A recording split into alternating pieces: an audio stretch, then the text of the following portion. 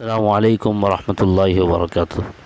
طلباء عزیز، تعلیم و تعلم چینل میں آپ کا استقبال ہے۔ نہم جماعت کے سال کے نصاب میں 2 رباعیاں کم کی گئی ہیں، ایک مرزا دبیر اور دوسرے فراق گورکھپوری کی۔ آج انشاءاللہ ہم میر انیس کی رباعی کا مطالعہ کریں گے۔ تو پہلے ہم ان کا مختصر تعارف دیکھتے ہیں۔ میر ببر علی انیس 1802 عیسوی میں فیض آباد میں پیدا ہوئے۔ تو میر ببر علی یہ پورا نام تھا اور انیس تخلص ہے۔ 1802 میں فیض آباد میں پیدا ہوئے، لکھنؤ سے قریب، یو پی میں۔ وہ میر خلیق کے بیٹے اور میر حسن کے پوتے تھے۔ تو میر خلیق ان کے والد اور میر حسن ان کے دادا۔ تو میر خلیق خود شاعر تھے، میر حسن بھی شاعر تھے، بہت مشہور شاعر تھے۔ تو گویا ان کے والد بھی شاعر اور دادا بھی شاعر، شاعری میں اپنے والد کے شاگرد تھے۔ اور میر انیس جو ہیں یہ انہوں نے اپنے والد کو استاد مانا شاعری میں، اور انہی کو اپنا کلام دکھاتے تھے۔ انیس اردو کے سب سے بڑے مرثیہ نگار تسلیم کیے جاتے ہیں۔ مرثیہ نگار، مرثیہ لکھنے والے، یعنی مرثیہ لکھنے والوں میں جتنے بھی مرثیہ لکھنے والے شعراء ہیں ان میں ان کو اول مقام حاصل ہے۔ ان کا کلام فصاحت کا بہترین نمونہ ہے۔ اور میر انیس کا کلام جو ہے، یعنی ان کی شاعری، یہ فصاحت کا بہترین نمونہ ہے۔ فصاحت کسے کہتے ہیں کہ بامحاورہ اور درست زبان کا استعمال۔ ان کی شاعری میں بامحاورہ اور درست زبان کا استعمال ملتا ہے۔ انہوں نے شاعری کی دیگر اصناف میں بھی طب آزمائی کی ہے۔ طب آزمائی کرنا یعنی جوہر آزمانا، اپنے فن کے جوہر آزمانا، جوہر دکھانا۔ تو شاعری کی جو دیگر قسمیں ہیں اس میں بھی انہوں نے اپنے فن کے جوہر دکھائے ہیں۔ رباعیات میر انیس ان کی رباعیوں کا مجموعہ زبان و بیان پر ان کی غیر معمولی قدرت کا مظہر ہے۔ تو ان کی رباعیات کا ایک مجموعہ ہے تو جس کا نام ہے رباعیات میر انیس۔ اس کو اگر ہم اس کا مطالعہ کریں تو اس سے پتہ چلتا ہے کہ زبان و بیان پر ان کو غیر معمولی قدرت حاصل تھی۔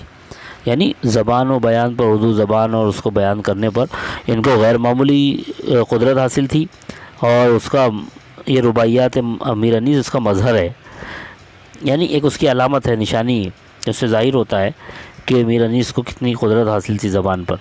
1874 میں لکھنؤ میں ان کا انتقال ہوا۔ فیض آباد میں پیدائش ہوئی اور لکھنؤ میں انتقال ہوا۔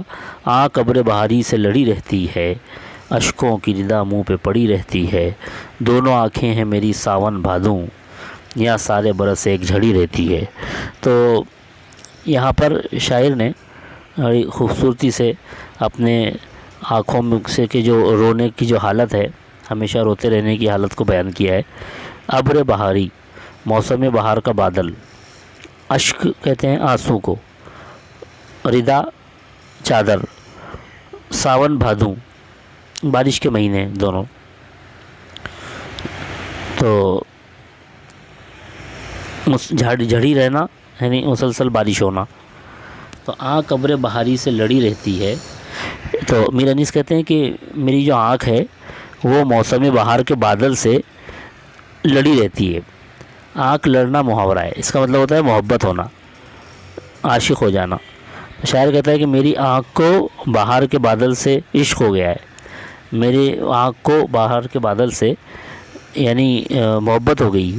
تو بہار کا بادل کون سا ہوگا؟ ہمارے یہاں پر عام طور سے جو بارش کا موسم ہوتا ہے وہ بہار کا موسم کہلاتا ہے۔ تو شاعر کہتا ہے کہ آنکھ ابر بہاری سے لڑی رہتی ہے، کہ میری جو آنکھ ہے وہ بارش کے بادل سے اس کو محبت ہو گئی، اشکوں کی ندا منہ پہ پڑی رہتی ہے۔ یہی وجہ ہے کہ جس طرح بادل سے بارش ہوتی رہتی ہے مسلسل، اسی طرح میرے آنکھوں سے بھی بارش ہوتی رہتی ہے آنسوؤں کی، اور اشکوں کی ندا منہ پہ پڑی رہتی ہے، میرے منہ پر آنسوؤں کی چادر پڑی رہتی ہے۔ اب آپ دیکھیں کہ یعنی یہ کہ اتنے زیادہ آنسو گرتے ہیں کہ گویا جس طرح چادر جو ہے کسی چیز کو ڈھانپ لیتی ہے، تو اسی طرح سے میرے جو آنسو ہیں وہ اتنے زیادہ ہیں کہ انہوں نے چہرے کو اشکوں کی ردا منہ پہ پڑی رہتی ہے، یعنی آنسو کو چادر کہا، اشکوں کو ردا کہا۔ تو استعارہ ہے کہ میرے آنسو کی جو چادر ہے وہ منہ پر پڑی رہتی ہے، مطلب یہ کہ ہمیشہ میرا جو چہرہ ہے، میرا منہ ہے، وہ ہمیشہ آنسوؤں سے بھیگا رہتا ہے۔ دونوں آنکھیں ہیں میری ساون بھادوں، پھر شاعر کہتا ہے کہ میری جو دونوں آنکھیں ہیں یہ ساون بھادو ہیں. ہم یہاں بھی استعارہ ہے, دونوں آنکھوں کو شاعر نے ساون بھادو کہا ہے, یعنی بارش کے دونوں مہینے ہیں. یہاں سارے برس ایک جھڑی رہتی ہے, یہاں پر یعنی یہ دونوں آنکھوں میں پورے سال بھر بارش ہوتی رہتی ہے, یعنی سال بھر جو ہے آنسوؤں کی بارش ہوتی رہتی ہے. تو شاعر نے اپنے آنکھوں کی کیفیت کو اس ربائی میں بیان کیا ہے, اپنے درد و غم کو بیان کیا ہے کہ دل میں اتنا درد و غم ہے کہ جس کی وجہ سے آنکھیں ہمیشہ آنسو بہاتی رہتی ہیں.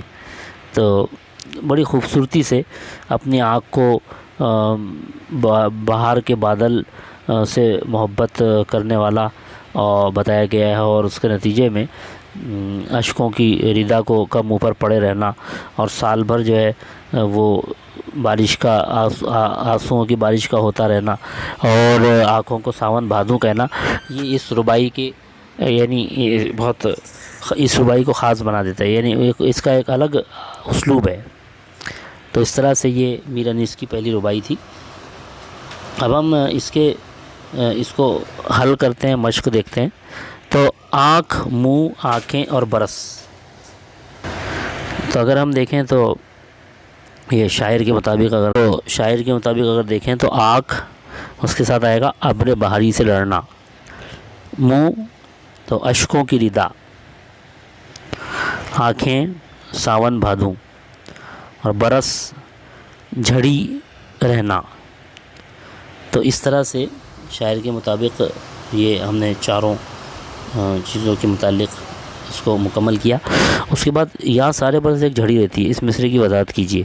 تو آپ لکھیں گے کہ شاعر کے مطابق اس کی آنکھیں ساون بھادو کی طرح ہیں, بارش کے دونوں مہینوں کی طرح ہے, جس کی وجہ سے سال بھر جو ہے یعنی ایک جھڑی لگی رہتی ہے, بارش ہوتی رہتی ہے, آنسوؤں کی بارش ہوتی رہتی ہے. گویا شاعر یہ کہنا چاہتا ہے کہ ہر وقت اس کی آنکھیں آنسو بہاتی رہتی ہیں اور اس کو کسی پل چین نہیں ہے. ہمانہ لفظ لکھنا ہے. آنکھ کا اگر ہم لکھیں تو آنکھ کے ہمانی لفظ کون سا آئے گا؟ چشم آئے گا, چشم. اشک کے لیے آنسو, ساون کے لیے ہم کہیں تو بارش کا موسم, بارش کا مہینہ کہہ سکتے ہیں, بارش کا مہینہ. ردا چادر, برس سال. تو اس طرح سے یہ آپ کی پہلی ربائی تھی. اس کا ہم نے مشقی سوالات بھی دیکھے. چینل کو سبسکرائب بھی کر لیں, آل پہ کلک کر کے بیل آئیکن پریس کر کے آل پہ کلک کر لیں. السلام علیکم ورحمۃ اللہ.